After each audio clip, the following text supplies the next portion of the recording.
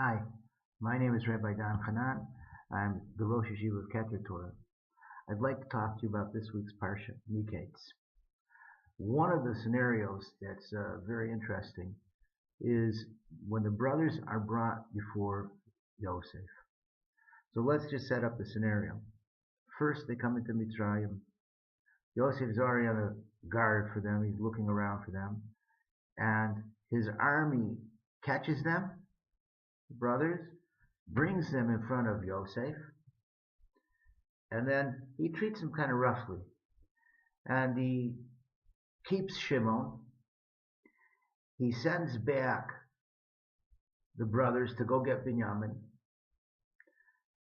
They bring back Binyamin, and he tricks them. And at the end of the Parsha, there's the confrontation. Next week, we'll learn about that confrontation more. But what is really interesting is one of the reasons why the brothers came to Mitzrayim was to find Yosef. They really were looking for him.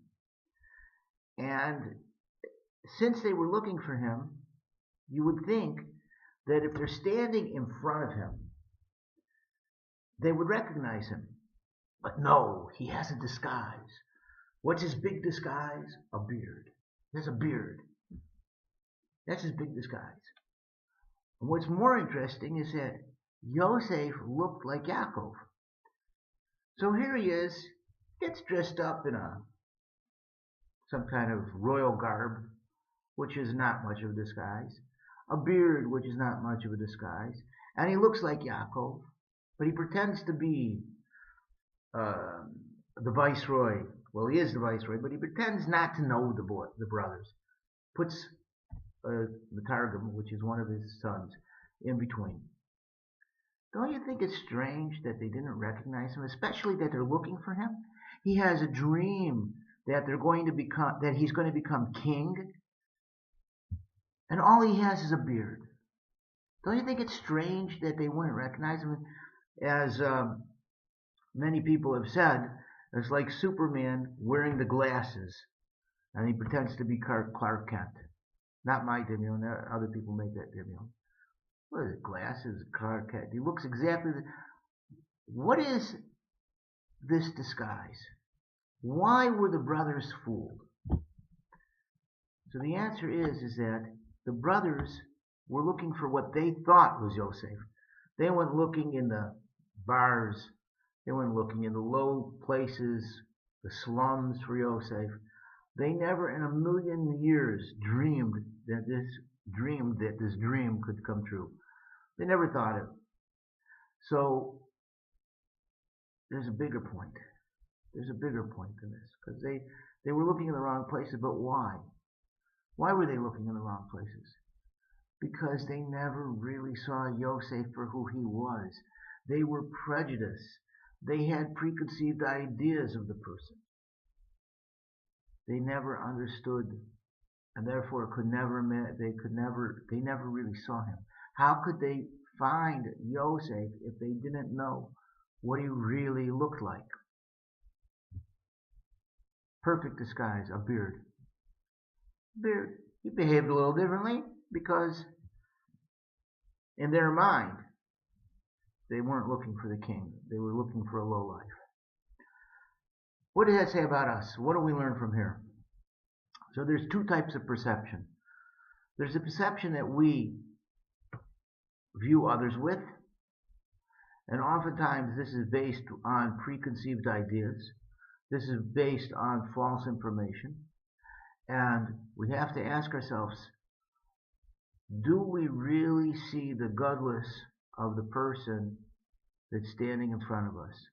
You have, for example, the shliach that comes to collect money at the door.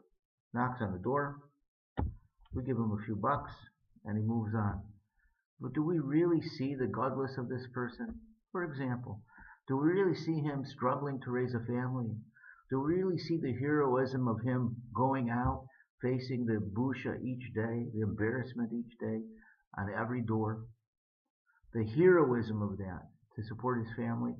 The same for anything. Anybody you meet. Do you really see what a hero the person is? What he has to go through to be who he is? the tests that he's overcome, his dreams. Do we really see it? Or do we say, okay, here's another Nebuch? For anybody. Could be even a wealthy man. I would Nebuch. Narcissistic. Nebuch. What can I do? Do we really see who the person is in front of us? That's number one, is to get rid of our false impressions of people and really see and look for the godless, because every person is a son of a king, Hashem. The other thing is, when we look in the mirror, do we really see ourselves? Or do we say, look, this one calls me a slave, this one calls me this one calls me that, this I'm down. Are we beaten down by society? Did we lose the real true insight to ourselves? Did we lose our dreams and our self-worth along the way because we're worried about what people call us? We're afraid to stand up for ourselves. Look at Yosef. Condemned by the brothers to death, lied about in Egypt, sold into a slave, treated like a slave. Okay, he was the head slave, but he was still a slave. Ended up in jail, false accusations. All along the way, not even given his identity as a Jew. All along the way, just treated terribly. And yet, he held in himself the value that one day he would be king. Nothing could stop him. Nothing could erase that self-worth. Where are we holding? Did we give up ourselves? Did we let ourselves feel down? Or can we look in the mirror and look into ourselves and view ourselves from the inside out, from our true greatness, irregardless of what the world says about us?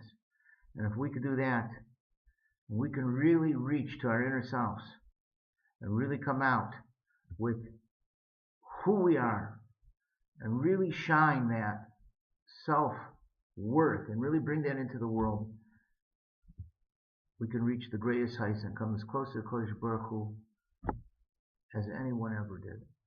So I give everybody a bracha that you do that. Just look inside yourself. Don't give up your dreams. Keep going. Have a good Shabbos.